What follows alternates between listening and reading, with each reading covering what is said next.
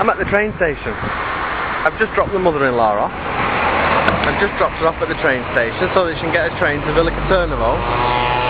Me and the wife, or the wife and I, are not going to go to Villa Caternovo to the prom night because we just can't afford to go. Yeah.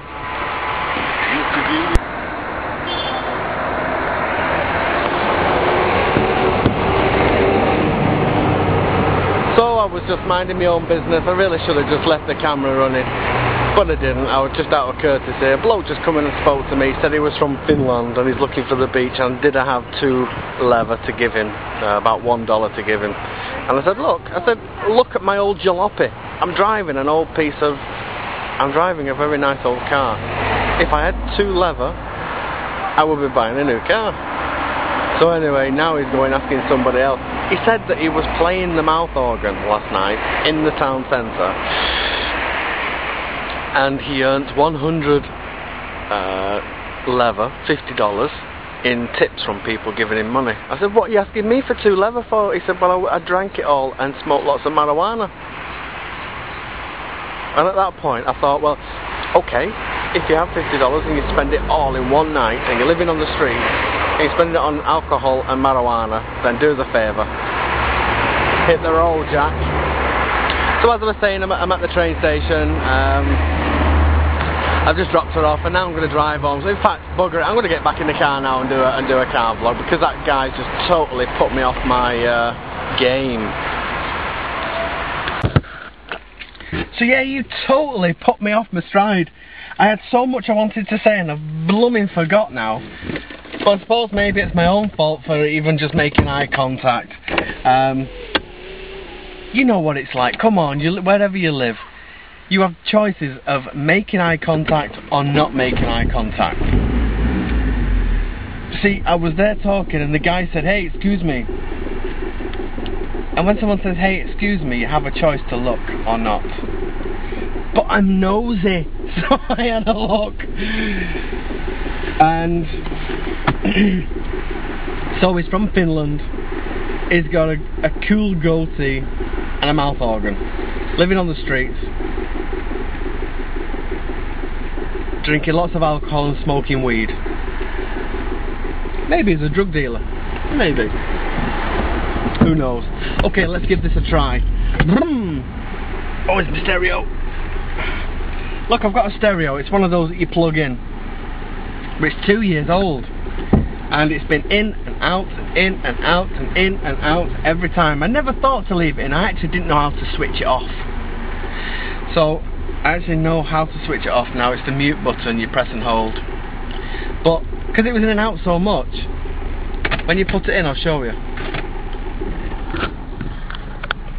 When you put it in, you slide it in one side and press, and it comes on. Wait for it.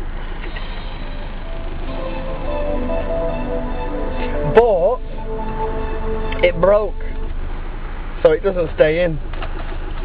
So now I have to use a small penny in the side. Ta-da! And now it works okay. So that's how I get to listen to music. Hello! Reversing!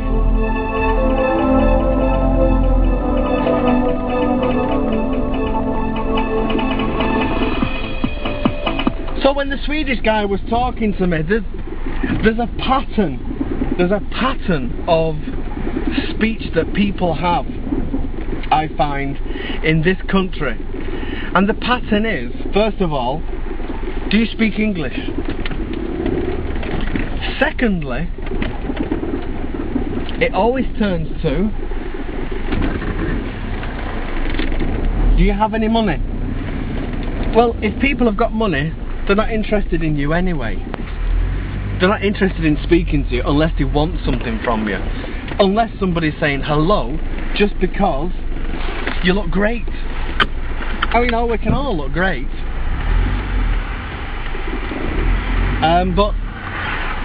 But do we really want to stop and say hello to people in the street? You know, I don't, to be honest. I don't want to stop and talk to people in the street just for the sake of talking to people in the street. Although no, I have to say, oh, this car's not an automatic, it's stick shift. So I've got to go very slow, because if I hold the camera and try to drive, I can't change gear. Anyway, so, you know, maybe if I'm going to pick Mrs. P up from work and there's some English people there, say, bugger, I'll say hello. So I'll speak to them, I will talk to them, I will say to them where you're from, what you're doing, what you're up to.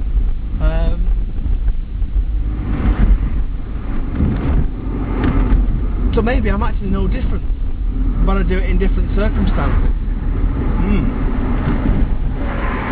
No, but the thing is, a few years ago it was very, very popular, extremely popular for the people from Turkey to come to Bulgaria with old false money and stop you on the street. Stop you on the street and say, hello, change money, and if you didn't know what the scam was, they would take $50 from you, official dollars, and then they would exchange it for an extremely good exchange rate. And basically, you know, you could have $300 worth of Bulgarian money.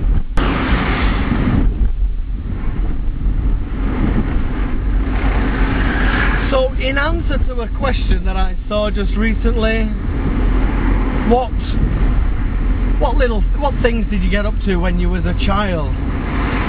Now, I was watching a video a couple of days ago about the sludge that was on top of the storm drain water and trying to keep your Sunday best clean, and drinking half-pint shandies. And I don't know who it was, but somebody made a comment and said, does arson count? Now, when I read that, I really thought that was funny. It was such a funny jive. And to be honest, I don't even know who it was. So, one of our friends or subscribers is an arsonist. Don't meet them up. Don't invite them to your home. Hello! So, when I was a child, I fondly remember at the local railway track,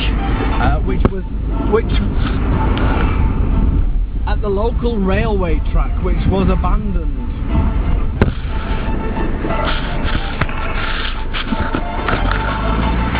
The local railway track was abandoned, or should I say disused.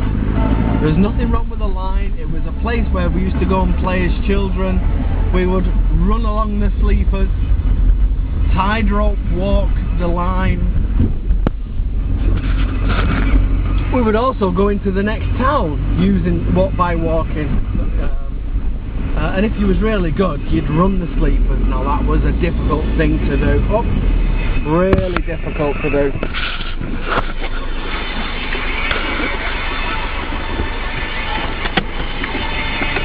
So if you was good, you could run the line. So anyway, when we was children, you know, there's always a shovel knocking around. And one day, with our hands, we started digging with our hands. Bulger. Hello. Jump the light, did you? Hey? Jump the red light? Oh, you're from out of town, I'll let you off. Anyway, we started digging with our hands. And at the embankment at the side was mostly sand for whatever reason. I mean, it was nowhere near the beach, so it must have been brought, the sand. Anywho, so we started digging with our hands. And then the next day, it was the summer holidays, the next day we'd come back with some sticks and shovel it out, and then the next day somebody brought a shovel, and we just carried on digging. So basically we got about 1.5 meters deep at the top of this embankment at the side of a disused railway, and then we decided to make 2 tunnels. So we made 2 tunnels going in 2 different directions. It was becoming like a meerkat manor. So this tunnel, actually, it was there for years, and there was lots of different generations using it. Because as you're doing, as your kids, you don't stay in one place, you're playing somewhere else, you go to somebody's house. So this tunnel actually became really big until it got to a point where the local municipality decided that it was too much of a danger, and they filled it in. And after it was filled in, it was never done again, because all the children were told that they weren't allowed to, and nobody was brave enough, I suppose. So